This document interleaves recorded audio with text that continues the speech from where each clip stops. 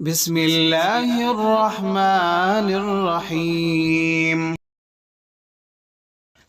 حضرت جنید بغدادی رحمہ اللہ کی خدمت میں کسی نے تحفے کے طور پر ایک پرندہ بھیجا جسے آپ نے قبول فرما لیا۔ کافی عرصے تک وہ پرندہ آپ کے پاس ایک پنجرے میں بند رہا۔ ایک دن حضرت جنید بغدادی رحمہ اللہ علیہ نے پنجرے کی کھڑکی کھول لی اور اس پرندے کو آزاد کر دیا۔ لوگوں نے جب یہ دیکھا تو حضرت جنید بغدادی رحمہ اللہ علیہ سے دریافت کیا کہ جناب، اتنے عرصے تک تو آپ نے اس پرندے کو پنجرے کے اندر بند کر کے رکھا اور دیکھ بھال کرتے رہے، آج اچانک پنجرہ کھول کر اسے آزاد کیوں کر دیا؟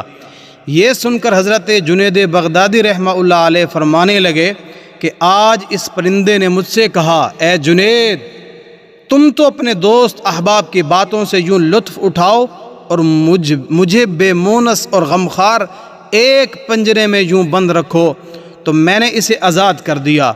مگر جب وہ پرندہ اڑا تو اس نے کہا، اے جنید، پرندے جب تک ذکر الہی میں مصروف رہتے ہیں اس وقت تک کسی بھی جال میں نہیں پھنستے، لیکن جو ہی وہ ذکر الہی سے غافل ہوتے ہیں تو فوراً قید میں مبتلا ہو جاتے ہیں۔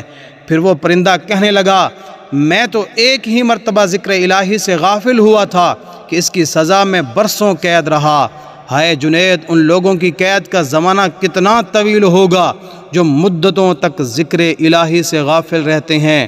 اے جنید، میں آپ کے سامنے وعدہ کرتا ہوں کہ اب کبھی ذکر الہی سے غافل نہیں ہوگا۔ یہ کہہ کر وہ پرندہ اڑ گیا۔